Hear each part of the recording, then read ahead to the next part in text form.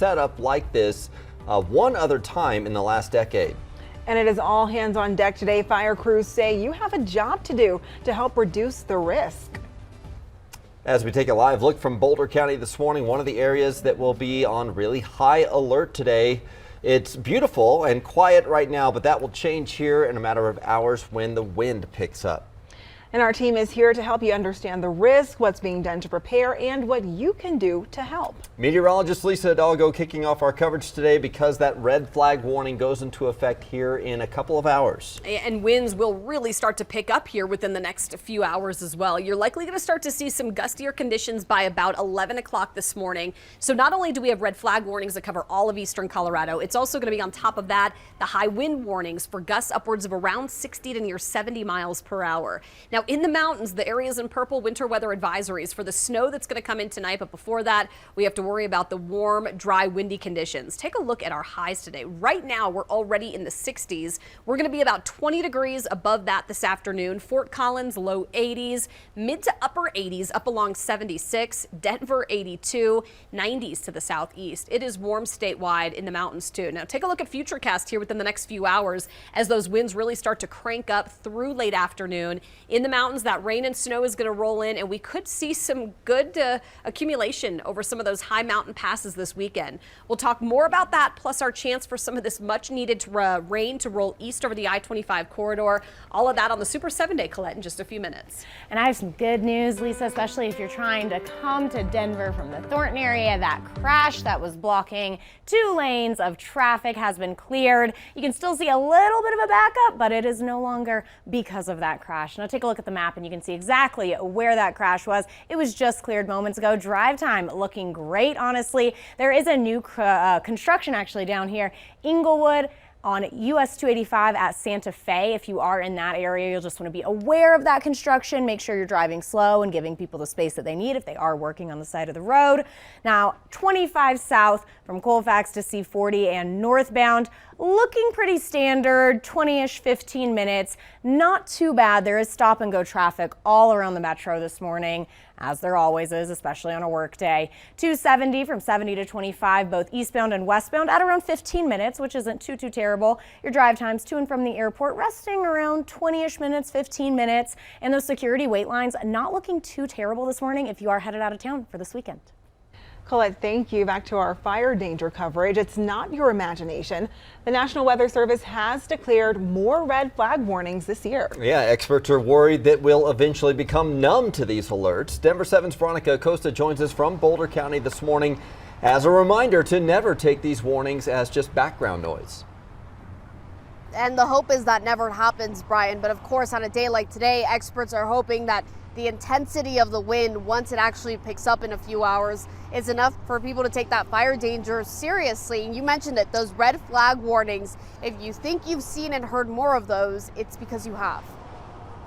The criteria has not changed. We have seen a record number for the month of April. We've been issuing these since 2006. And so far this month, including today's, we're at 12 red flag events, which is a record for the month of April. So these red flag warnings, they get issued when there's high fire concern. That typically means humidity is expected to be at 15% or less, and wind gusts are expected to be at least 25 miles an hour for 3 hours or longer. Now, because there have been a record number of these warnings this month, officials say they're aware of what they're calling this warning fatigue, though they say they don't let that influence decisions or criteria for any kind of warning. As you can imagine, the goal is always to keep people informed and keep them safe. The message is actually quite simple. We don't necessarily need you to take specific actions with every warning.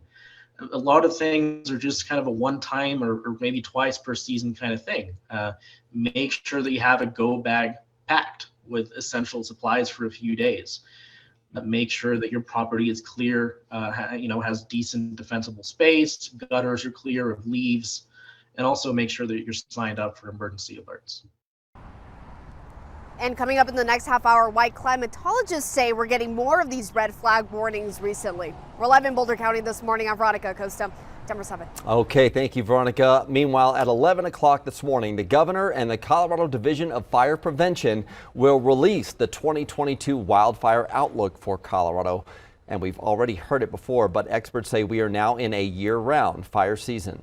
The weather doesn't look at the calendar. So for the rest of us where it may feel like this is spring and we shouldn't have wildfire, unfortunately, that's just how it is along the Colorado Front Range. We've been saying that, the Front Range is primed for these types of events. We've always had winds. We always have dry fuels really from the late summer going all the way through until green up in the spring. So that potential has always existed. It's always just taken that one spark or that one thing to really establish such a catastrophic event. It does not take much. In fact, over the last 2 years, there have been 3 of the largest wildfires in Colorado history and the most devastating urban fire in the metro area.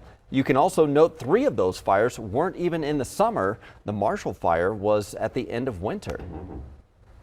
All of us need to be on our guards for days like this. Local emergency responders even changed their tactics for these red flag days.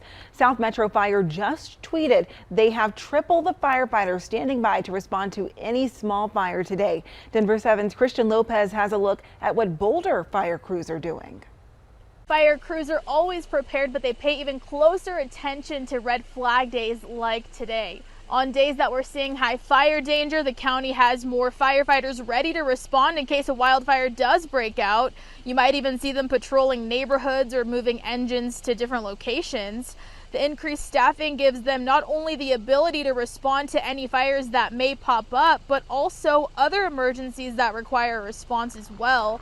And on days like this, they say it's important that everyone does their part. So avoid mowing your lawn, parking on dry grass, or using power tools that might create a spark. And we never know if and when a fire may pop up, so make sure that you do have an evacuation plan ready, just in case. Reporting in Boulder, I'm Christian Lopez, Denver 7. We're learning 3 recent fires in the metro were caused by humans. Boulder County investigators say a drone started the Table Mountain fire. CU researchers were using it to study severe weather when it crashed. A battery popped out and ignited. There were evacuations, but no homes were threatened. Staying in Boulder County now, investigators say someone started the in-car fire near the Bear Canyon Trail. It started back on March 26th and grew to 190 acres. It was fully contained a week later. The sheriff's office is still working to identify a suspect.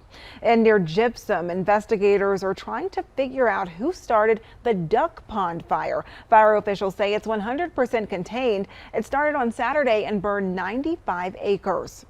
Unfortunately, human-caused fires are common. The National Park Service says 85% of fires in wilderness areas are caused by people. Scary part is some of these are grass fires, not in the woods. A state climatologist told the Coloradoan our above average moisture since January hasn't really helped our situation because grass doesn't hold as much moisture as trees do and it dries faster, especially on windy days like today with relatively low humidity.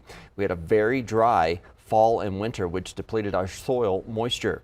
The National Weather Service says the mega drought that we've seen across the southwestern U.S. is now moving farther east. We want to bring Lisa back in because you can see on the map behind you the impact not only to Colorado, but the neighboring states too. And I'm going to zoom this out here in just a minute to show you that, but I wanted to show you how things had improved a little bit week to week. Last week we had some of the abnormally dry conditions, which is actually the lowest on that risk level. Here covering a good portion of the metro area, that's kind of been shrinking a little bit. There in orange, though, is where you're going to find some of the severe conditions and then extreme to exceptional drought there in red. Now take a look as we zoom out just how bad this is across a good portion of the country, from the central U.S. all the way to the west coast. Those red pockets, Colette, are where we are looking at, again, extreme and exceptional conditions, and I've seen that area grow even bigger down in through New Mexico and Texas. That map really puts it into perspective. And if you are driving up to Boulder, which is one of those more mountainous areas close to us, your drive times look great. But if you take a look here at the camera of one of our intersections here in Boulder, you can see how dry some of these surrounding areas are. And if you get up into the foothills, there's a lack of roads that might be available in the instance of a fire to get down. Plus, those are manned by volunteer departments. I went to Boulder to find out how they're preparing for today.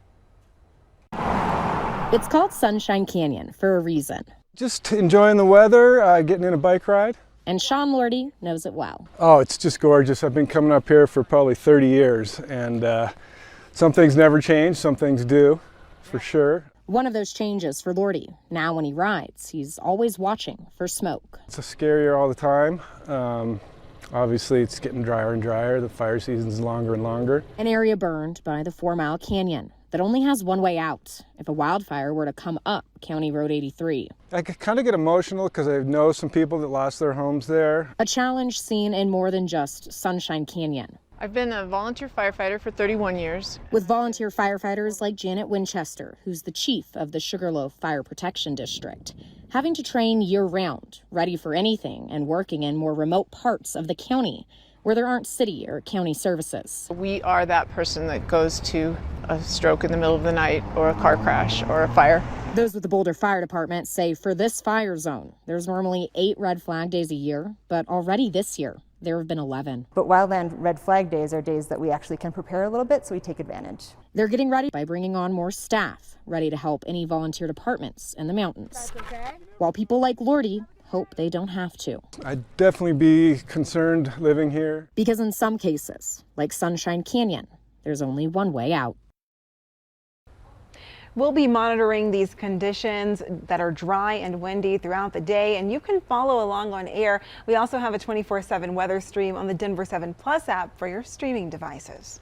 And still to come, voters could get the chance to weigh in on rising electricity costs. The proposed ballot measure targeting Xcel, our state's largest power supplier. Also, Colorado's Teacher of the Year wants you to pay special attention to our water on this Earth Day, how you can help conserve our most precious resource.